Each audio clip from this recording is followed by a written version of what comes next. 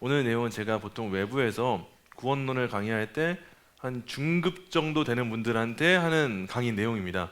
중급 정도이기 때문에 이미 우리 교회는 충분히 할 수 있어요. 우리 교회는 충분히 할 수 있고 어려운 내용은 아니에요. 그래서 오늘 내용은 조금 이전에 배웠던 것과는 뭐 비슷하기도 하고 다르기도 한데 조금 더 신학적으로 이 구원론의 핵심을 딱딱딱 살펴보는 그 시간을 가져보려고 합니다. 그래서 오늘은 구원론의 모든 걸 배울 수는 없어요. 시간 관계상 모든 걸 다 할 수는 없지만 핵심만 4가지로 배우려고 해요. 중생과 칭의, 성화, 견인. 글씨가 좀 작죠? 제가 설명해 드릴게요. 하나씩. 중생, 새로운 영적 생명의 시작. 우리가 거듭났다 말할 때 중생과 칭의, 믿음으로 말미암아 값없다 의롭다 칭하시는 일. 성화, 죄에 대하여는 능히 짓고 의에 대하여는 능히 살게 하시는 것. 견인, 참된 믿음은 완전히 또는 최종적으로 잃어버릴 수 없다. 오늘 이 내용 4가지 위주로 한번 살펴보도록 하겠습니다. 먼저 중생부터 살펴볼게요. 먼저 인간의 타락에 대해서 성경이 뭐라고 가르치는가 제가 쭉 읽어드릴게요. 인간이 전혀 타락하지 않았다면 거듭남 또는 새로운 영적 생명은 사실 필요하지 않아요, 여러분.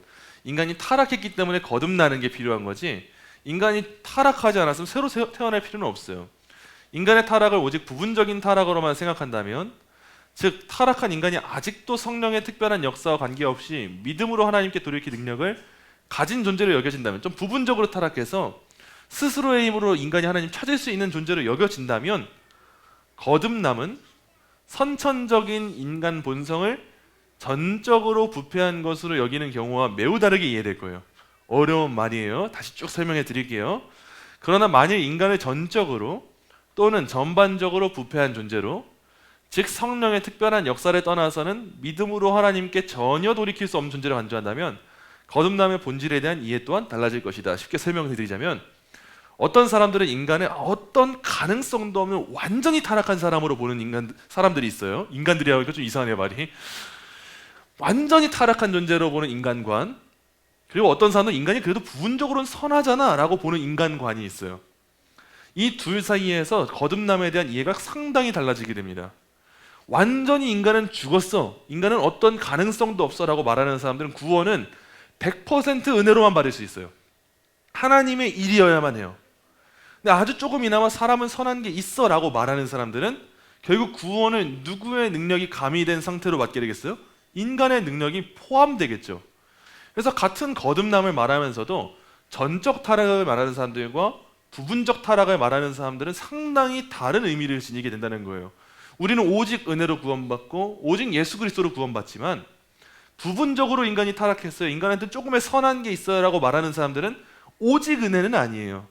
내 힘이 들어가거든요. 그렇기 때문에 오직 그리스도도 아니에요. 왜냐하면 나의 공로가 들어가거든요. 그 말을 지금 하고 있는 거예요. 근데 성경을 보니까 인간이 어떤 상태로 말하냐면, 예레미야 17장 9절에 만물보다 거짓되고 심히 부패한 것은 마음이라 누가 능히 이를 알리오마는. 이미 우리의 마음이 부패하다고 성경에서 말하고 있어요. 만물보다 거짓되고 심히 부패하다. 그 로마서 17장 18절에서도 내 속 곧 내 육신에 선한 것이 거하지 아니하는 줄 아노니 원함은 내게 있으나 선을 행하는 것은 없노라. 우리 인간이 착하게 살고 싶어도 하나님 보시기에 착하게 사는 사람은 존재할 수 없어요. 육신에 선한 것이 아무것도 없거든요. 그래서 로마서 8장 7절 8절도 육신의 생각은 하나님과 원수가 된대요. 우리의 생각, 우리가 익숙한 생각은 다 하나님과 원수예요. 이는 하나님의 법에 굴복하지 아니할 뿐 아니라 할 수도 없어요. 육신에 있는 자들은 하나님을 기쁘시게 할 수 없는 일. 성경 지속적으로 뭐라고 말하냐면 인간은 그 어떤 선한 것도 없다라고 말하는 거예요. 자, 우리가 잘 아는 로마서 3장 10절부터 12절 말씀도요.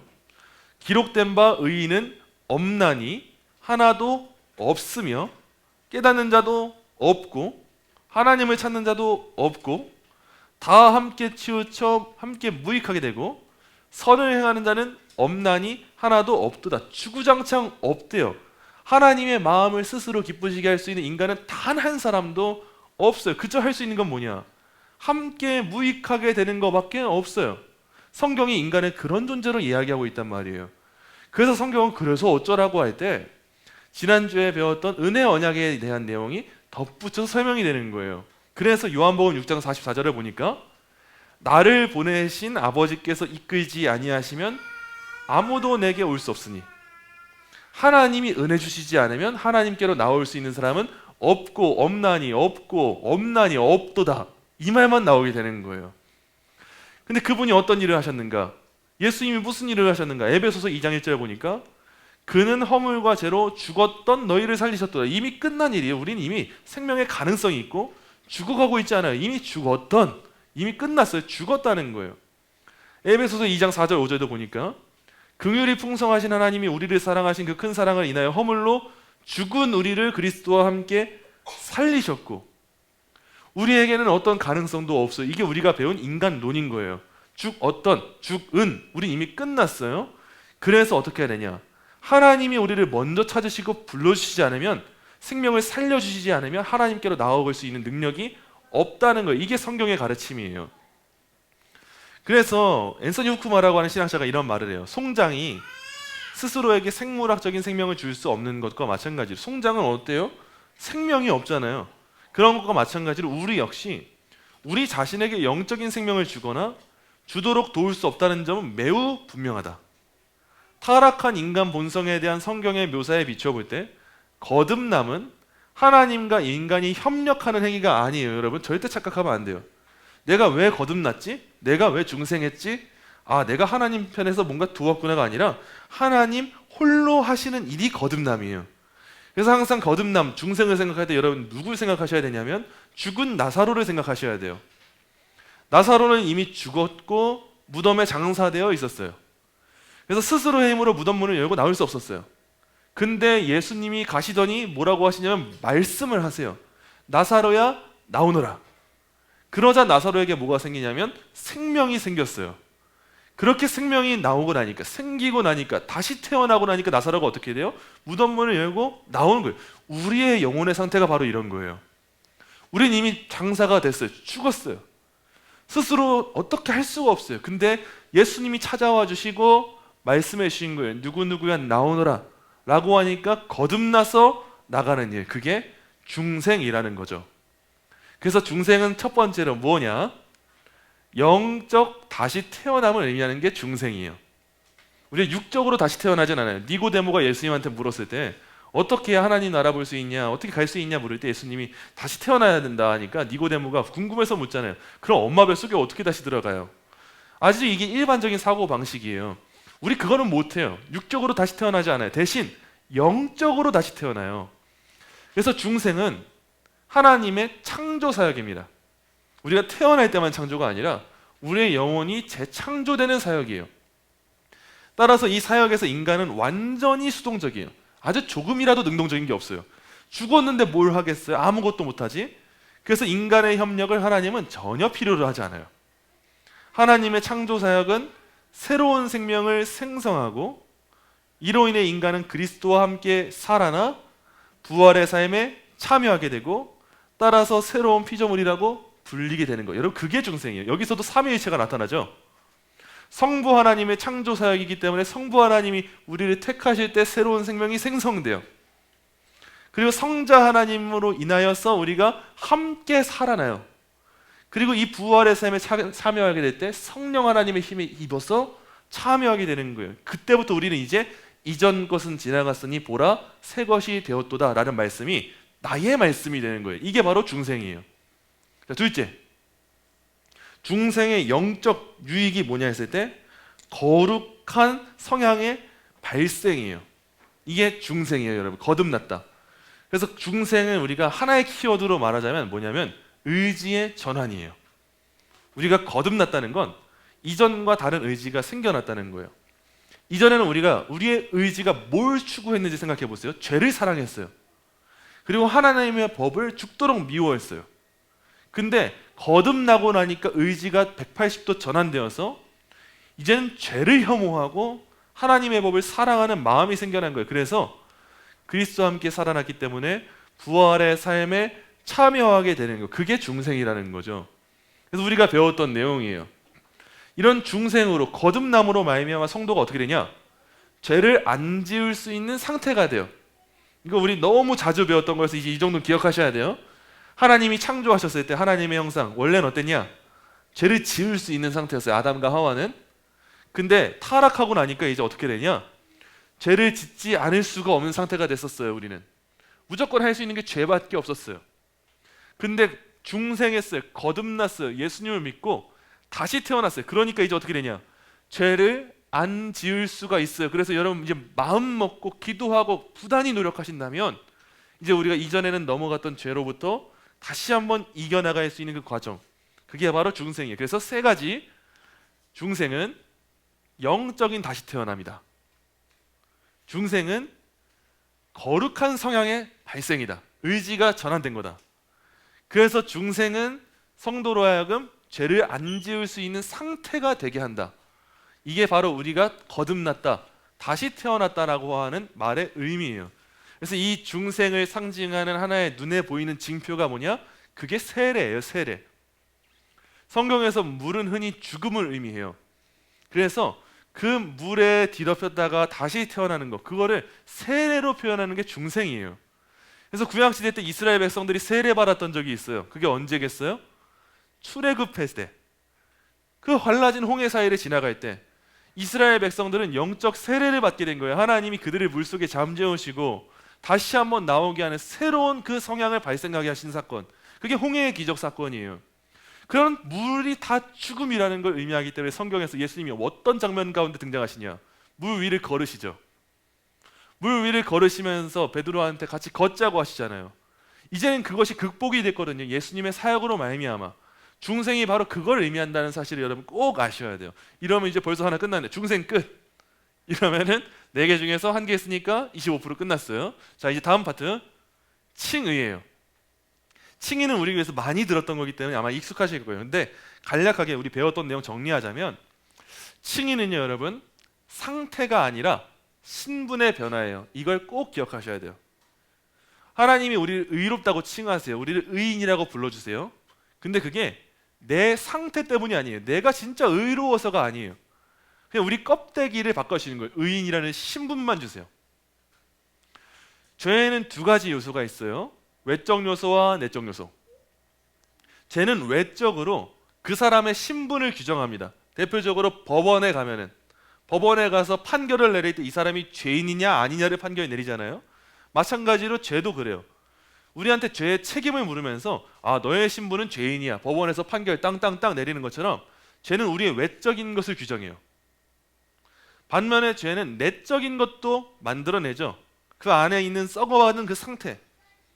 우리가 죄로 인해서 어떤 상황에 놓이게 되냐? 우리 외적으로는 죄인이 되고요, 내적으로는 우리 안에 마음에 심각한 부패와 오염이 발생하게 돼요. 이게 죄의 결과예요. 죄로 말미암아 우리 모든 사람들은 외적으로 우리의 신분이 죄인이라는 이름을 얻게 되고, 그 죄인이기 때문에 안에가 거룩하지 못한 상태가 발생하게 돼요. 칭의는 여기서 뭘 고치는 거냐? 성도의 외적인 걸 고치는 게 칭의예요. 거룩함을 만들어내는 게 칭의가 아니라 외적인 거, 우리의 신분만 바꾸는 게 칭의예요. 칭의. 법원에서 죄인이라고 판결받았던 사람이 의인이라고 판결받게 하는 거. 법원에서 판결이 날 때 우리의 내면을 보고 판결합니까? 외면을 보고 판결합니까? 외면을 보고 판결해요. 드러난 행위를 보면서. 그래서 우리 마음에서 진짜로 어떤 사람을 용서했는지 안 했는지, 우리 마음이 깨끗한지 안 깨끗한지 법원은 알 수가 없어요. 다만 우리의 행위를 보면서 나의 신분을 규정하는 게 법원의 일이죠. 징역형, 무기징역, 집행유예 판결을 내리는 거. 이 판결의 부분을 해결하는 게 칭의예요. 그래서 웨스트민스터 신앙고백서에서 이렇게 말을 하고 있어요. 하나님께서는 효력 있게 부른 사람들을 또한 값없이 칭의하신다. 이는 그들 안에 의를 주입함으로써가 아니라 그들의 죄를 용서하고 그들의 인격을 의롭다고 여겨주며 받아주시기 때문이다. 실제 우리는 의가 없어요. 지금도 마찬가지예요, 여러분. 우리는 의롭지 않아요. 지금도. 근데 우리를 의롭다고 불러주실 때 누구를 보면서 불러주시는 거냐? 예수님이요. 여전히 우리는 순종 다 못해요. 천국 갈 때까지 순종 100% 못해요. 완전한 행위 언약에 대한 순종 못해요. 하지만 이 모든 걸 하신 분이 있어요. 예수님. 이 예수님을 믿을 때 예수님이 하신 그 모든 업적을 마치 내 거인 것처럼 여겨주시는 거, 그게 칭이라는 거예요. 즉 그들 안에 이루어진 어떤 것이나 그들에 의해 행해진 어떤 것이 때문이 아니라 오직 그리스도 때문이다. 그리스도의 순종과 만족을 그들에게 전가시킴으로, 전가가 여겨주고 받아주는 거예요. 이루어진다. 그들은 믿음으로 말미암아 그리스도와 그의 의를 받아들이고 의지한다. 이 믿음도 그들 자신에게서 나온 것이 아니요 하나님의 선물이다. 그래서 우리가 받은 구원은 내가 의로워서가 아니라 예수님의 의를 하나님이 마치 나의 것처럼 여겨주시는 이 신분의 변화다를 꼭 기억하셔야 돼요. 핵심을 정리하자면 이런 내용이에요. 칭의는 효력 있는 부르심과 연결이 돼요. 효력 있는 부르심은 하나님의 구원하고자 하는 뜻이죠. 결국 칭의도 우리가 하는 게 아니라 하나님의 뜻 때문에 된대요. 칭의는 의의 주입이 아니에요. 내 안에 무언가가 생겨나서 되는 게 아니에요. 오직 신자들을 향한 예수님의 순종의 전가를 뜻해요. 칭의는 죄의 용서와 신자들을 의인으로 받아들이는 일 모두를 내포해요. 예수님이 다 하셨으니까. 칭의는 믿음으로 받아요. 그리고 믿음은 칭의에 달려 있어요. 이 믿음은 인간의 성취가 아니라 하나님의 선물이에요. 오늘 조금 어려우세요? 강력하게 끄덕이시는데 그래 보였어요. 오늘 내용 제가 핵심을 또 이따 정리해 드릴게요. 중생도 지금 결국 누가 주는 거예요? 하나님. 사실 구원론의 핵심은 간단해요. 칭의는 누가 주는 거예요? 하나님. 그럼 구원은 누가 주는 거예요? 유림이가 주는 거 아니에요. 유림이 너 아니야. 구원 하나님이 주시는 선물이다. 이걸 배우고 있는 중이에요. 그래서 칭의도 우리가 의롭다고 여겨졌다, 의인이다라고 하니까 마치 사람들은 내가 진짜 의인이구나 생각을 하는데 누구 때문이라는 거예요? 예수님. 이게 칭의에서 꼭 기억해야 될 요점이에요. 예수님이 공생의 기간 동안 33년 동안 이 세상 살면서 하나님에 대해서 순종하세요. 근데 그 순종은 내가 한 게 아닌데 내 것처럼 받아주는 거, 그게 칭의 가운데 이루어진다는 거예요. 야곱이 아버지로부터 축복을 받을 때 팔에 뭘 두르고 가요? 동물 가죽, 털이 느껴지게. 왜냐하면 형이 털이 많았거든요. 그래서 야곱은 형이 아닌데 형인 것처럼 아버지한테 축복을 받았죠. 마찬가지예요. 우리는 예수님처럼 순종한 적이 없는데 옷을 입은 거예요. 겉에다가 예수님의 순종의 옷. 하나님은 그 옷을 보시고 너는 순종한 사람이야, 너는 의인이야 쳐주는 거지 내 안에 썩어 문드러진 죄가 달라진 건 아니라는 거예요. 그게 칭의에서 우리가 기억해야 될 내용이에요. 자, 성화 부분이에요. 자, 성화는 칭의와 달라요. 칭의는 외적인 신분의 변화였다면 성화는요, 내 안의 상태의 변화예요. 죄의 외적인 게 있고 내적인 게 있다고 했잖아요. 성화는 성도의 내적인 상태, 오염과 부패함을 정화시키는 단계를 성화라고 합니다. 우리가 거룩함을 향한 여정이어서. 그래서 웨스트민스터 소유리 문답 35문에서 제가 묻고 여러분 한번 답해 보실게요. 거룩하게 하신 것이 무엇인가?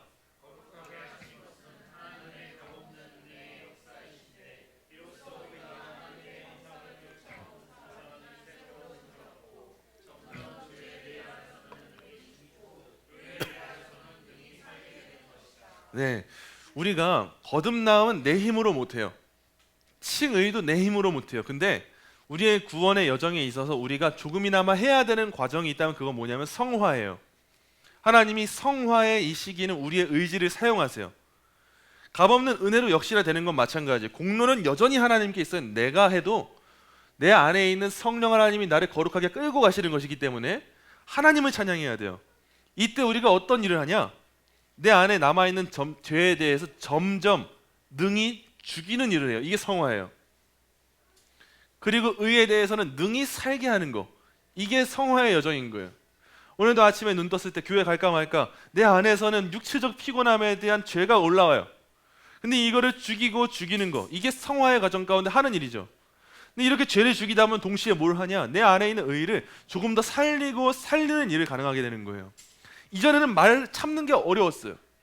근데 계속 참아보는 거야. 한번 이 입아 들어가라, 들어가라. 지금 그럴 때가 아니다. 이전에는 죄를 반복했어요. 근데 이제는 성령 하나님이 우리 안에 양심의 가책을 주세요. 양심의 가책을 주시면서 우리한테 변화를 주시는 거예요. 죄를 반복하면 안 돼. 그걸 반복하는 거는 이제 죄의 종이 되는 거야. 그러면서 우리가 죄와 싸워요. 그러면서 때때로는 바울처럼 고백을 해요. 아, 진짜 곤고하다. 내 마음은 진짜 성령 하나님의 법을 따라 살고 싶은데 육신의 법은 진짜 강하구나. 그래서 우리가 늘 뭘 관리해야 되면 육신도 관리를 해야 돼요. 우리 육신이 얼마나 악하고 강력한 힘을 가지고 있는지 육신이 무너질 때 마음이 무너지거든요. 심지어 사도 바울조차도 그런 고백을 하잖아요. 그런 과정을 겪으면서 싸우고 싸우는 것, 그게 바로 성화예요. 그러면서 우리 안에 오염되고 부패한 것들이 그 상태가 점점 변하게 되는 거, 그게 성화의 과정이라는 거예요. 그래서 성화는 차근차근 일평생 이루어져요. 이게 핵심이에요. 마라톤 경주가 그런 것처럼 마라톤이 42.195km를 가야 되잖아요. 42.195km가 한순간에 출발하자마자 도착지에 가는 것 같아서 절대 그러지 않아요. 몇 시간이 걸려야 돼요. 이미 많이 온 것 같은데 또 죽어라 가야 된대요. 이미 많이 왔고 다리가 풀려가고 목은 말라가는데 그래도 도착지는 한참 남았고 아직 반환점도 못 올 때가 얼마나 많아요? 여러분, 성화라는 게 그래요. 우리 안에 너무 부패한 게 많아서, 너무 거룩하지 못한 게 많아서 우리는 한평생 동안 천천히 싸워 나가야 돼요. 이거는 일시적으로 되지 않아요. 한 번에 되지 않아요. 우리가 예수님 믿고 여기 땅 하고 이제 그만했으면 좋겠어요. 이제 내 안에 죄 싹 사라졌어, 이제 깨끗해, 의로움만 있어, 이러면 좋겠는데 그러지 않아요. 하나님은 이 시간을 우리한테 주셨어요. 이유가 뭘까요? 부단히 배우고 겸손하고 노력하라고 주셨겠죠. 하나님이 우리의 죄를 한 번에 털어버리시고 깨끗하게 하시는 거 못하시는 분이겠어요? 그러지 않죠. 그런데 우리 안에서 하나님을 의지하는 법을 배우게 하시고 우리의 연약함을 깨닫게 하시고 겸손하게 하시고 하나님이 주시는 은혜를 누리게 하시는 시간을 겪게 하시는 거겠죠. 이스라엘의 그 광야 생활처럼 출애굽 1세대가 죽을 때까지 쭉 기다리게 하시고 다 죽고 나서야 가는 그 새 예루살렘에 도달하라고 이 시간을 우리한테 주셨다는 거예요. 그래서 이 시간은 일평생 우리 죽는 그날까지 이루어져요. 그래서 이 생활은 세상에서 완성될 수가 없어요. 사도 바울이 이렇게 고백하잖아요. 내가 한 법을 깨달았노니 곧 선을 행하기 원하는 나에게 악이 함께 있는 것이로다. 우리의 고백 아니에요. 선을 행하고 싶어요. 중생해가지고 이제 의지가 달라졌거든요. 선을 행하고 싶은데 악이 함께 있어요. 내 속사람은 하나님의 법을 즐거워해요. 진짜 하나님을 영화롭게 하는 삶만 살고 싶어요. 근데 희한하게 내 지체 속에 다른 한 법이 또 있어요. 이 땅에서의 삶을 위해 살고 싶어져요. 계속 이 세상을 영원하게 누리고 싶어요. 그래서 내 마음의 법과 계속 싸워요. 이 세상의 법과 내 육신의 법과 내 마음의 법이, 내 지체 속에 있는 죄의 법으로 나를 사로잡는 것을 우리가 보게 되면서 아, 진짜 곤고하다, 나는 곤고한 사람이로다 고백하고, 이 사망의 몸에서 누가 나를 건져내랴? 우리 주 예수 그리스도로 말미암아 하나님께 감사하리로다. 그런즉 내 자신이 마음으로 하나님의 법을, 육신으로는 죄의 법을 섬기노라. 여기서 중요한 포인트가 뭐냐? 우리 주 예수 그리스도로 말미암아 하나님께 감사하리로다예요. 이 모든 구절의 내용이 뭐냐면 사도 바울 안에서 두 법이 싸운다는 거예요. 하나님을 따르고 싶은 법과 마음의 법이 있는데 대부분 어떻게 되냐? 마음의 법이 이길 때가 많아요. 지금 사도 바울도 그 시간을 겪고 있어요. 우리가 그 대단하게 보는 사도 바울인데 이 사람이 육신의 법이 그렇게 강하다는 거예요. 이 땅에서의 삶을 갈망하는 그 법이 그렇게 강하대요. 그에게 주구장창하다가 그런데 하는 말이 뭐냐? 내가 우리 주 예수 그리스도로 말미암아 감사리로다. 마무리는 똑같아요. 나의 마음은 하나님의 법을 섬기는데 육신은 여전히 죄의 법을 따른다. 근데 중간에 예수님 때문에 감사한데 이유가 뭐냐? 내가 잘해서 받는 게 구원이 아니어서 그래요. 사도 바울은 그걸 알고 있었던 거예요. 여전히 우리는 이전에도 죄와 싸우지만 죄에 질 때가 있을 것이고 앞으로도 죄와 싸우지만 죄에 질 때가 또 찾아올 거예요. 그런데 우리는 찬송할 수 있다는 거예요. 왜냐하면 그 구원은 내 힘으로 받는 게 아니어서 이게 너무 기쁜 거예요. 지금 곤고한 상황이어도 아, 하나님 진짜 감사합니다. 저는 오늘도 넘어지지만 그래도 예수님 때문에 구원받게 하시니 정말 감사합니다. 아, 근데 또 정말 곤고해요. 이 고백을 사도 바울이 하는 거예요. 이게 언제 완성되냐? 언제쯤 우리는 이제 죄를 안 지을 수 있냐? 최종 영화의 때예요. 언제냐면 죽고 나서. 이 땅에서는 우리가 이 상황을 못 겪어봐요. 죄 없이 사는 기쁨을 못 느껴봐요. 그런데 우리가 모든 수고를 다하고 하나님 나라 가게 되는 그 순간 우린 이제 죄를 짓지 않을 수 있는, 하나님만 온전하게 예배하고 마음을 빼앗기지 않을 수 있는 그 상황에 처하게 된다라는 거예요. 여기까지가 성화의 내용이고 마지막 견인이에요. 우리가 흔히 구원론을 말할 때 구원의 전 과정 가운데 논리적인 순서를 말해요. 구원의 서정이라고 해요. 하나님이 논리적으로 우리를 어떻게 구원하시는가 볼 때 첫 번째는요, 부르심이 있어야지 구원받아요. 우리 힘으로 하나님께 뭘까요? 소명이 가장 우선이에요. 나사로야 나오너라 하나님이 부르시니까 죽었던 사람이 생명이 살아나요. 거듭나요. 그게 중생이죠. 중생하고 나니까 의지가 전환돼서 하나님 앞에 회심해요. 회개하고 믿을 수 있게 됐어요. 죄를 미워하고 하나님의 법을 살아가면서 하나님, 저는 이제 이전과 다르게 살겠습니다. 예수 그리스도를 믿겠습니다. 고백하게 돼요. 예수님을 믿으니까 그 믿음으로 말미암아 의롭다 칭함받게 되는 칭의가 되고요. 하나님은 이렇게 의인이 된 사람들을 자기 자녀로 삼아주시고요. 그 자녀들은 자녀이기 때문에 거룩한 삶을 살아가요. 이 순서는 논리적인 순서인데 절대 뒤로 가지 않습니다. 뒤로 역행하는 일이 없어요. 우리가 지금 여기 있다고 생각해 보세요. 성화의 과정. 여기에서 만약에 우리가 조금 발목 삐끗해가지고 다시 칭의로 간다 생각해 보세요. 칭의에서도 우리가 정신 못 차려가지고 또 다시 중생으로 가야 된다 생각해 보세요. 그러면 우리는 몇십 번, 몇백 번, 몇만 번 태어날 거예요. 그런 구원이라면 우리는 다시 부족할 거고 불완전할 거예요. 우리가 그렇게 구원받아야 되는 사람들이라면 하나님은 우리를 더 이상 안 부르실 거예요. 근데 구원은 얼마나 감사한지, 이 구원의 과정이 절대 역행하지 않고 순서를 따라가서 결국 어디에 이르는가? 견인에 이르러요. 이 견인은 재차 말씀드리지만 레카차 견인차가 아니라 굳을 견자에 참을 인자예요. 성화의 과정을 겪고 있는 성도들이 굳게 견디고 인내하게 하시는 거, 그 과정 가운데 나아가서, 그래서 여기 있는 모든 분들은 지금 이 과정에 있는 거예요. 그래서 이 세상 살면서 그렇게 참아야 될 일이 많은 거예요. 그 참으라고 시간을 주셨기 때문에. 그래서 견인의 핵심은 뭐냐? 인내예요. 인내. 다른 무언가가 아니라 인내. 참된 성도는 일시적으로는 타락할 수 있어요. 우리도 그렇잖아요. 일시적으로 우리가 넘어져요. 근데 최종적으로 타락하지 못합니다, 여러분. 우리는 이게 은혜예요. 왜냐하면 참된 성도는 그럼에도 성령의 능력으로 말미암아 순종하는 견인의 삶을 살아가기 때문이에요. 그래서 우리가 진짜 성도잖아요. 우리가 좀 신앙의 그 권태기가 올 수 있어요. 그래서 나 이제 교회 안 다닐 거야. 좀 몇 달 좀 돌아다니다 올 수 있어요. 하라는 게 아니고 잘했다는 거 아니에요. 진짜 못한 거예요, 그거. 나 이제 신앙생활 안 할 거예요. 저 이제 교회 못 다니겠어요. 그런 적이 여러분들에게 오실 수 있는데, 그럼에도 여러분이 하나님이 진짜 택한 성도면 어떻게 두들겨 맞건 뭘로 유인하건 결국 또 이 자리에 앉아있게 돼요. 그게 견인의 은혜예요. 그래서 이 성도의 견인 교리는 반율법주의자들, 구원은 은혜니까 아무것도 안 해도 돼, 이런 사람들한테 변명을 제공하기보다는 오히려 고군분투하는 성도들에게 위로를 줍니다. 하나님의 은혜에 대한 의존으로 말미암은 순종을 장려하기 위한 교리예요. 흔히 견인 교리를 말하면 사람들이 하나님이 다 하신다고? 끝까지 책임지신다고? 그럼 중간에 이탈하는 사람들은 어떡할 거야? 그럼 나 아무것도 안 해도 되겠네? 이런 사람들이 생기는데, 그거는 은혜를 모르는 거예요.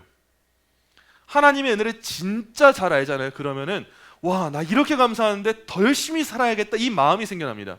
성령 하나님은 우리한테 그 마음을 심어주시거든요. 이 견인은 근거가 뭐냐? 완전한 데 있어요. 하나님의 예정이요. 자, 하나의 예화를 소개시켜 드릴게요. 한 목사가 심각하게 아픈 나이 든 교인 집에 방문을 했대요. 그래서 몸 상태가 어떠냐고 묻자 그 교인이 이렇게 답을 했다고 해요. 몸이 너무 약해졌어요, 목사님. 사실 때때로 기도하기도 너무 힘듭니다. 걱정되는 게 하나 있어요. 너무 약해져서 이러다가 언젠가 그리스도까지 놓아버리고 버림받을까 봐 두렵습니다. 정말 두려워요. 여러분, 이런 두려움 있지 않으세요? 혹시나 내가 나이 먹고 치매에 걸리거나 어떤 병에 걸려서 내가 그렇게 의지해야 되는 예수님도 모른다고 말해버리고 예수님 믿지 않는다고 말해버리는 그 순간이 오면 어떡하지? 나 구원받지 못하면 어떡하지? 이런 마음이 우리한테 종종 들 때가 있어요. 그런 상황인 거예요. 그러자 이 목사님이 요한복음 10장 28절에 기록된 예수님의 말씀을 읽어준 거예요. 내가 그들에게 영생을 주노니 영원히 멸망하지 아니할 것이요 또 그들을 내 손에서 빼앗을 자가 없느니라.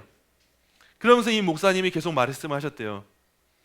우리를 끝까지 안전하게 지켜주는 건 결국 우리가 그리스도를 붙잡은 손이 아니라 그리스도가 우리를 붙잡은 손입니다. 그러니 하나님을 찬양하세요. 하나님은 절대 우리를 놓지 않으실 겁니다. 여러분, 우리가 받은 구원이 이거라는 거 하나만 아시면 돼요. 오늘 뭐 중생, 칭의, 성화 여러 가지 있었잖아요. 근데 구원론의 핵심은 뭐냐면 다른 거 그냥 다 까먹으셔도 돼요. 이거 하나만 기억하세요. 우리를 끝까지 안전하게 지켜주는 건 결국 우리가 예수님 붙잡은 손이 절대 아니에요. 예수님이 우리를 붙잡은 손이 우리를 구원하는 거예요. 이것만 알면 우리가 개혁주의 구원론을 아는 거예요. 이게 핵심이에요. 그래서 우리가 결국 이러한 구원을 받았다면 뭘 하냐? 하나님을 찬양하는 거예요. 새 힘을 얻었다면 뭘 하냐? 독수리가 날개쳐 올라가듯이 하나님을 예배하는 거예요. 왜냐? 하나님은 절대 우리를 놓지 않은 분이니까 그분을 어떻게 찬양하지 않을 수가 있겠어요? 이게 바로 견인교리인 거예요. 그래서 웨스민스터 신앙고백서에서 이렇게 규정하고 있어요. 하나님께서 그의 사랑하신 자 안에서 받아들이고 그의 성령으로 효력 있게 부르시고 거룩하게 하신 자들은, 앞에 나온 거 쉽게 말해서 구원받은 자들은 은혜의 상태에서 전적으로 또는 최종적으로 타락할 수 없다. 도리어 그들은 끝날까지 그 상태에서 확실히 견디며 그리고 영원히 구원받을 것이다. 일반적으로 이 개혁주의권을 벗어나서 조금 이단 사이비 쪽에 있는 분들이 주로 우리 장로교단을 가장 많이 비판하는 게 뭐냐? 한 번 구원은 영원한 구원이라고? 그 사람들 방종하게 하는 거잖아. 주로 이런 식으로 비판을 해요. 근데 그거는 아주 일면만 본 거예요. 일부분만 본 거예요. 여러분, 한 번 구원은 영원한 구원이에요. 대신 전제가 있어요. 그 구원이 참되다면 그건 영원한 구원이에요. 교회 안에는 모두가 구원받은 사람이면 좋겠지만 때때로 교회 안에는 가라지가 섞여 있어요. 눈으로 보기에는 참 좋은 성도인 것 같은데 하나님이 택하시지 않은 사람도 있을 수 있어요. 다만 하나님이 택하신 진짜 성도라면 하나님은 붙잡은 손을 절대 놓지 않으셨어. 그 구원이 최종적으로 타락할 수 없다는 거예요. 우리의 연약함 때문에 흔들리지 않는다는 거예요. 이게 은혜 아니겠어요? 또 신앙고백서에서 이렇게 말을 해요. 이 성도들의 견인은 그들 자신의 자유의지에 근거하지 않고, 이게 은혜인 거예요. 우리 자유의지에 근거하면 우리 구원 못 받아요, 절대. 근데 이거에 근거하지 않는데요. 아버지 하나님의 변하지 않는 값없는 사랑에서 나오는 선택적 작정의 불변성에 근거한다. 어려운 말이에요. 하나님이 선택하시는 작정의 불변성에 근거한대요. 핵심이 뭐냐? 불변성이죠. 하나님이 우리를 택하고자 하시고 구원하고자 한다면 하나님의 뜻은 우리처럼 흔들리고 안 흔들리고 이런 뜻이 아니라 무조건 안 흔들려요. 그래서 하나님 우리를 구원하고 하신다면 우리는 무조건 구원받는다는 거예요. 또한 예수 그리스도의 공로와 중보의 효력과 그들 속에 있는 성령 하나님의 씨의 내주하심과 그리고 은혜 언약의 성질에 의존한다. 이 모든 것으로부터 견인의 확실성과 무호성이 일어난다. 그래서 17장 3절까지로 갈게요. 그럼에도 불구하고 성도들은 사단과 이 세상의 유혹과 그들 안에 남아있는 부패의 우세함과 자신을 보호하는 수단들을 게을리함으로 극심한 죄에 빠질 수 있으며 그 결과 얼마 동안 죄에 빠져 있기도 한다. 우리는 주로 우리가 게을러서 죄에 빠져요, 여러분. 하나님은 굳세게 붙잡아 주시는데 우리를 보호하는 수단은 우리가 게을리할 때 흔히 죄에 빠져요. 뭡니까? 말씀 기도. 말씀 기도 게을리하면 무조건 우리는 죄에 빠져요. 그 결과 얼마 동안 죄에 빠질 수 있어요. 그 때문에 그들은 하나님의 진노를 일으키기도 해요. 때로는 매를 드셔야 하나님이. 그의 성령을 슬프게 하며 그들이 받은 은혜와 위로 중 일부를 빼앗기게 되기도 해요. 종종 그들의 마음이 강팍해져요. 양심은 상처를 입어요. 다른 사람을 해치고 넘어지게 해요. 그들 자신에게 일시적 심판을 가져오기도 해요. 대신 그럼에도 불구하고 우리가 기억할 건 뭐냐? 아버지 하나님의 변함없는 이 뜻, 이 사랑은 불변한다는 거예요. 이게 구원받은 사람들의 삶이에요. 그래서 제가 최근 나온 CCM 찬양 중에서 정말 좋아하는 찬양이 바로 이 찬양이 하나님의 부르심. 개혁주의 구원론을 너무 잘 설명해서 다들 아시는 가사잖아요. 하나님의 부르심에는 후회하심이 없네. 내가 이 자리에 선 것도 주의 부르심이라. 하나님의 부르심에는 결코 실수가 없네. 나를 부르신 하나님의 신실하심을 믿네. 나의 부르신 뜻 생각보다 크고 나를 향한 계획, 나의 지혜로 측량 못하나 가장 좋은 길로, 가장 완전한 길로 오늘도 날 이끄심 믿네. 이게 우리가 받은 구원 아니겠어요? 하나님의 부르심에 후회하심이 있으면 우리의 구원은 안전하지 않아요. 언제든 흔들려 버릴 거예요. 그냥 모래 위에 지은 집처럼 우리의 실수 때문에 바로 무너질 거예요. 하나님이 후회하실 거예요, 그러면. 근데 후회하심이 없대요. 그래서 내가 지금 이 자리에 서 있는 거, 저도 여기에 서 있는 거, 여러분도 그 자리에 계시는 거, 이게 다 주의 은혜래요. 하나님의 부르심 때문에. 하나님의 이 구원의 이 부르심은 실수가 없어서 결국에는 신실한 뜻을 이루실 거예요. 오늘 오전과도 이어지는 맥락이에요. 눈앞에 보이는 현실에선 하나님 지금 신실하시지 않아. 이럴 수 있어요. 하나님 지금 나를 견인의 은혜 가운데 두신 게 아니야. 하나님 지금 나를 버리신 것 같아. 이럴 수 있지만 하나님의 부르심은 그런 부르심이 아니라는 걸 우리가 명확하게 알아야 돼요. 우리의 부르신 이 뜻은요, 우리 생각보다 큽니다. 우리는 이해 못하지만 하나님 뜻을 가지고 계세요. 우리를 향한 이 계획은 우리의 지혜로 측량할 수가 없어요. 그래서 하나님이 왜 날 무릎 꿇게 하시지? 이해 못해요. 우리는 죽었다 깨어나도 하나님의 신비를 알 수가 없어요. 그러나 명확한 사실, 성경에 나타난 진리는 뭐냐? 가장 좋은 길로, 가장 완전한 길로 오늘도 나를 이끌고 계신다. 바로 이 사실이 하나님의 구원인 거예요. 그래서 사도 바울이 빌립보 신자들한테 편지를 쓸 때 이렇게 말을 해요. 너희 안에서 착한 일을 시작하시니가 그리스도 예수의 날까지 이루실 줄을 우리는 확신하노라. 우리 안에서 착한 일을 시작하신 하나님이 예수님의 날까지 이 모든 일을 이루실 걸 우리가 확신해야 되는 거 아니겠어요? 이 믿음에 거하기 위해서 우리가 늘 말씀과 기도로 충실하게 세워져 있어야 되는 거예요. 결론이에요. 이 참신자의 견인 교리는요, 여러분, 우리에게 위로인 동시에 숙제예요. 양면이에요. 그러나 이 숙제는요, 어디까지나 위로의 바탕을 두고 있어요. 우리는 오직 하나님이 우리로 하여금 끝까지 인내할 수 있도록 하시겠다고 약속하셨기 때문에 스스로 끝까지 인내하게 될 것이라고 확신할 수 있어요. 그래서 우리는 지금부터 영원까지 하나님이 결코 우리를 내버려 두지 않으실 것임을 알고 하나님 안에서 안식할 수 있어요. 여러분 꼭 기억하세요. 견인교리는 우리한테 위로예요. 아, 나는 결국엔 하나님의 뜻 가운데 보호하심을 받는구나. 근데 동시에 이 위로는 우리한테 사명을 줘요. 와, 이런 은혜를 받았다면 내가 어떻게 살아야 될까? 그래, 더 죄와 맞서 싸워 이겨야겠다. 하나님이 맡기신 사명을 감당해야겠다. 결국 우리는 하나님 안에서 안식해야 되겠구나. 이 사실을 발견하게 되는 거예요. 그래서 이 모든 구원의 은혜를 다 보게 되고 우리는 하나의 고백에 도달하게 돼요. 그게 뭐냐? 하나님께 찬송을. 종교개혁자 칼빈이 기독교 강을 끝낼 때 딱 이 말로 끝나요. 라우스 데오. 하나님께 찬송을. 결국 우리 인생도 마찬가지겠죠. 모든 일을 찬송으로 마침이 합당한 거 아니겠어요? 기쁜 일 있을 때 찬송으로 맞춰야죠. 우리 구원의 은혜 이렇게 받았잖아요. 슬픈 일 있을 때 찬송으로 맞춰야죠. 하나님의 선하신 뜻을 믿잖아요. 놀랄 일 있을 때, 당황할 일 있을 때, 우울할 일 있을 때, 슬플 일 있을 때, 걱정할 일 있을 때, 지루할 때, 피곤할 때, 지칠 때, 곤고할 때, 결국 우리 인생은 뭐냐? 찬송으로 마치는 게 합당해요. 그래서 여러분 꼭 이번 주의 삶도 언제나 어디서나 여러분 찬송으로 마치자, 이걸 붙잡고 사세요. 이번 주에 당장 내일부터 월요일 시작될 때 회사 나가고 뭐하고 갑자기 가정에 치이고 치일 때 우리는 이 찬송을 잊어버려요. 구원받았던 은혜를 잊어버려요.